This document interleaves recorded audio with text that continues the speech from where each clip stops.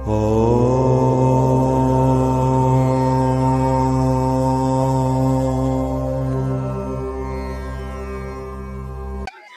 ಗುರುಭ್ಯೋ ನಮಃ ಪರಮ ಗುರುಭ್ಯೋ ನಮಃ ಶ್ರೀಮದ್ ಆನಂದ ತೀರ್ಥ ಭಗವತ್ಪಾದಾಚಾರ್ಯ ಗುರುಭ್ಯೋ ನಮಃ ಹರಿ ಓಂ. ನಾರಾಯಣಾಯ ಪರಿಪೂರ್ಣ ಗುಣಾರ್ಣವಾಯ ವಿಶ್ವೋದಯ ಸ್ಥಿತಿಲಯೋ ವನ್ಯೇತಿ ಪ್ರದಾಯ ಜ್ಞಾನಪ್ರದಾಯ ವಿಬುಧಾಸುರ ಸೌಖ್ಯ ದುಃಖ ಸತ್ಕಾರಣಾಯ ವಿದತಾಯ ನಮೋ ನಮಸ್ತೆ. ಪೂಜ್ಯಾಯ ರಾಘವೇಂದ್ರಾಯ ಸತ್ಯಧರ್ಮರತಾಯ ಚ ಭಜತಾಂ ಕಲ್ಪವೃಕ್ಷಾಯ ನಮತಾಂ ಕಾಮಧೇನವೇ. ದುರ್ವಾದಿಧ್ವಾಂತರವಜೇ ವೈಷ್ಣವೇಂದೇ ವರೆಂದವೇ ಶ್ರೀ ರಾಘವೇಂದ್ರ ಗುರುವೇ ನಮೋ ಅತ್ಯಂತ ದಯಾಲವೇ. ಮೂಕೋಪಿ ಯತ್ಪ್ರಸಾದೇನ ಮುಕುಂದ ಶಯನಾಯತೆ ರಾಜರಾಜಯತೆ ರಿಕ್ತಃ ರಾಘವೇಂದ್ರಂ ತಮಾಶ್ರಯೇ. ಹರಿ ಓಂ.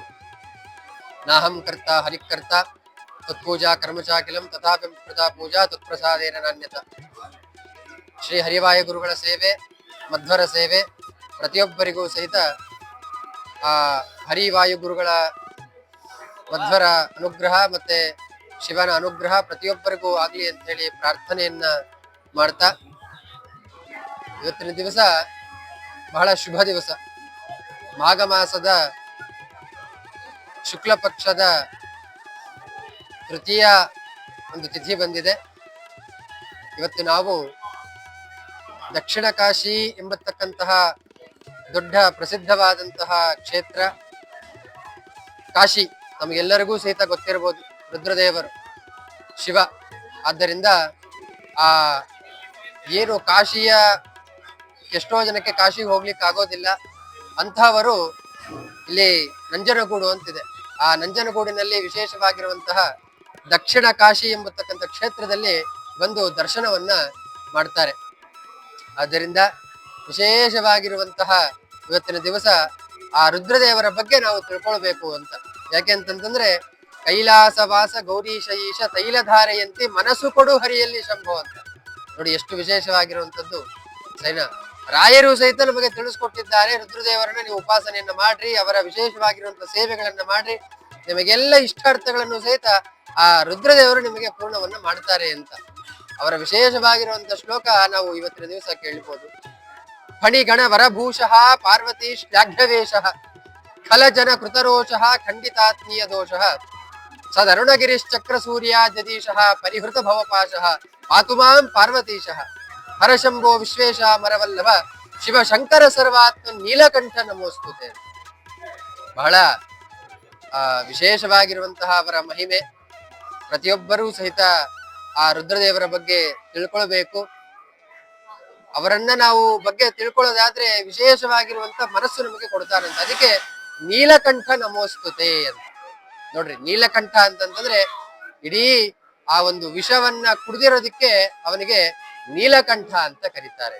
ನೀಲಕಂಠ ಅಂತಂದ್ರೆ ಏನಪ್ಪಾ ಅಂದ್ರೆ ವಿಷವನ್ನ ಕುಡಿದಿರೋದಕ್ಕೆ, ಅದಕ್ಕೆ ವಿಷವನ್ನ ಕಂಠದಲ್ಲಿ ಇಟ್ಕೊಂಡಿದ್ದಾನೆ, ಅದಕ್ಕೆ ನೀಲಕಂಠ ಅಂತ ಅದರಿಂದ ಕರೀತಾರೆ. ಅದಕ್ಕೆ ಫಣಿಗಣ ವರಭೂಷಃ ಪಾರ್ವತಿ ಶ್ಲಾಘ್ಯವೇಶಃ ಅಂತ.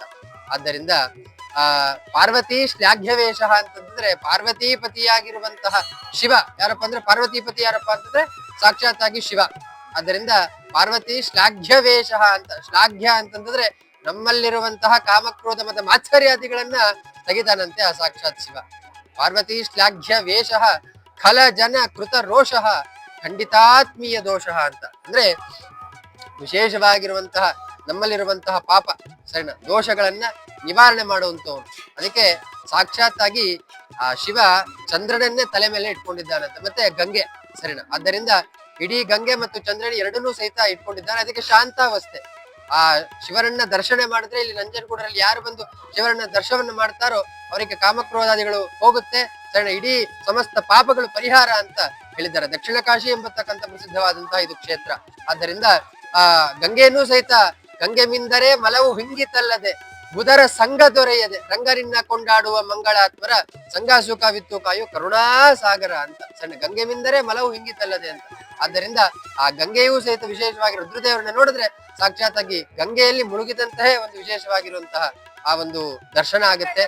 ಮತ್ತೆ ಪಾರ್ವತಿ ಶ್ಲಾಘ್ಯವೇಶಃ ಖಲಜನ ಹೃದರೋಷಃ ಖಂಡಿತಾತ್ಮೀಯ ದೋಷಃ ಸದ್ ಅರುಣಗಿರಿ ಚಕ್ರ ಸೂರ್ಯಾದ್ಯದೀಶಃ ಅಂತ ಹೇಳ್ತಾರೆ. ಏನಪ್ಪ ಸದ್ ಅರುಣಗಿರಿ ಅಂತಂದ್ರೆ ಏನು ಅಂತ ನಾವು ಇದನ್ನ ತಿಳ್ಕೊಳ್ಬೇಕು. ವಿಶೇಷವಾಗಿರುವಂತಹ ಇಲ್ಲಿ ಕ್ಷೇತ್ರ ಅರುಣಗಿರಿ ಅಂತ. ಅರುಣ ಅಂತಂದ್ರೆ ಸೂರ್ಯ ಅಂತ. ಅರುಣಗಿರಿ ಚಕ್ರ ಸೂರ್ಯಾದ್ಯದೀಶಃ ಅಂತ. ವಿಶೇಷವಾಗಿರುವಂತ ಯಾವ ರೀತಿಯಾಗಿ ಎಷ್ಟೋ ಜನಕ್ಕೆ ಸನ್ನು ಏನಪ್ಪಾ ಅಂತಂದ್ರೆ ಆ ಸೂರ್ಯ ಏನು ಉದಯ ಆಗುತ್ತಲ್ಲ, ಆ ಉದಯನ್ನ ನೋಡಿದ್ರೆ ಎಷ್ಟು ಸಂತೋಷ ಆಗುತ್ತೋ ಅದೇ ರೀತಿಯಾಗಿ ನಂಜನಗೂಡಲ್ಲಿರುವಂತಹ ದಕ್ಷಿಣ ಕಾಶಿ ಎಂಬತಕ್ಕಂತಹ ರುದ್ರದೇವರನ್ನ ನೋಡಿದ್ರೆ ಅಷ್ಟೇ ನಮಗೆ ವಿಶೇಷವಾಗಿರುವಂತಹ ನಮಗೆ ಏನಪ್ಪಾ ಅಂತಂದ್ರೆ ವಿಶೇಷವಾಗಿರುವಂತಹ ಪುಣ್ಯ ದೊರೆಯುತ್ತೆ. ಅರುಣಗಿರಿ ಹೇಗೆ ನಾವು ಸೂರ್ಯವನ್ನ ಉದಯವಾಗಿರುವಂತಹ ಸೂರ್ಯವನ್ನ ನೋಡ್ತೀವೋ ಅದೇ ರೀತಿಯಾಗಿರುವಂತಹ ಏನಪ್ಪ ಪುಣ್ಯ ನಮಗೆ ಸಿಗುತ್ತಂತೆ ಆ ರುದ್ರದೇವರನ್ನ ನೋಡಿದ್ರೆ ಆ ಭಾವನೆ ಬರುತ್ತಂತೆ. ಸದರುಣಗಿರಿ ಚಕ್ರ ಸೂರ್ಯಾದ್ಯದೀಶಃ ಪರಿಹೃತ ಭವ ಪಾಶಃ ಅಂತ. ಪಾಶ ಅಂತಂದ್ರೆ ಏನಪ್ಪಾ ಅಂತಂದ್ರೆ ಹಗ್ಗ ಅಂತ. ಆ ಹಗ್ಗವನ್ನ ನಮ್ಮನ್ನ ತಗೊಂಡು ನಮ್ಮ ಹಾಕ್ತಾರಂತೆ. ಹಗ್ಗವನ್ನ ಯಾಕೆ ಹಗ್ಗವನ್ನು ಹಾಕ್ತಾರೆ ಅಂತಂದ್ರೆ ನಮ್ಮಲ್ಲಿರುವಂತ ಸಮಸ್ತ ಪಾಪಗಳನ್ನ ತೆಗೆಯಕ್ಕೋಸ್ಕರವಾಗಿ ಆ ಹಗ್ಗವನ್ನ ಹಾಕ್ತಾರಂತೆ. ಪರಿಹೃತ ಭವ ಪಾಶಃ ಪಾತುಮಾಂ ಪಾರ್ವತೀಶಃ ಅಂತ. ಪಾರ್ವತೀಶ ಯಾರಪ್ಪ ಅಂತಂದ್ರೆ ಪಾರ್ವತೀಪತಿಯಾಗಿರುವಂತಹ. ಅದಕ್ಕೆ ನಿಮಗೆ ದಕ್ಷಿಣ ಕಾಶಿಯಲ್ಲಿ ಬಂದ್ರೆ ನಿಮಗೆ ಹಲವಾರು ದೇವತೆಗಳ ದರ್ಶನ ಆಗುತ್ತೆ ಸರಿನಾ. ಮೊದಲಿಗೆ ನಂಜನಗೂಡಲ್ಲಿ ವಿಶೇಷವಾಗಿರುವಂತಹ ರುದ್ರದೇವರು ಸರಿನಾ, ದಕ್ಷಿಣಾಮ್ನಾಯ ಪೀಠವಾಗಿರುವಂತಹ ಒಂದು ಶಾರದಾ ದೇವಿ ಸರಿನಾ, ಮತ್ತೆ ಚಂಡಿಕೇಶ್ವರ, ಮತ್ತೆ ನಾರಾಯಣ, ಮತ್ತೆ ವಿಶೇಷವಾಗಿರುವಂತಹ ಪಾರ್ವತಿ, ಸಮಸ್ತ ದೇವತೆಗಳ ವೃಂದ ಇಲ್ಲಿ ನಿಮಗೆ ನಂಜನಗೂಡಲ್ಲೇ ಸಿಗುತ್ತೆ. ಆದ್ದರಿಂದ ಎಲ್ಲರೂ ಸಹಿತ ಇಲ್ಲಿ ಬಂದು ನಂಜನಗೂಡಿನಲ್ಲಿ ವಿಶೇಷವಾಗಿರುವಂತ ಯಾರು ಸೇವೆಯನ್ನ ಮಾಡ್ತಾರೋ, ಯಾರು ವಿಶೇಷವಾಗಿರುವಂತ ಪ್ರದಕ್ಷಿಣಾ ಸೇವೆ ಆಗಿರ್ಬೋದು, ಆದ್ರೆ ವಿಶೇಷವಾಗಿ ಇದಕ್ಕೆ ಹೇಳ್ತಾರೆ ಕಾಯೇನ ವಾಚ ಮನಸೇಂದ್ರಿಯೇರ್ವ ಬುದ್ಧ್ಯಾತ್ಮನಾವ ಪ್ರಕೃತಿ ಸ್ವಭಾವ ಕರೋಮಿ ಯದ್ಯತ್ ಸಕಲಂ ಪರಸ್ಮಿ ನಾರಾಯಣಾಯೇತಿ ಸಮರ್ಪಯಾಮಿ ಅಂತ. ಕಾಯ ವಾಚ ಮನಸ. ಕಾಯ ಅಂತಂದ್ರೆ ವಿಶೇಷವಾಗಿರುವಂತ ನಾವು ಮನಸ್ಸಿನಲ್ಲಿ ವಿಶೇಷವಾಗಿರುವಂತಹ ಒಂದು ಸೇವೆಯನ್ನು ಮಾಡತಕ್ಕಂಥದ್ದು.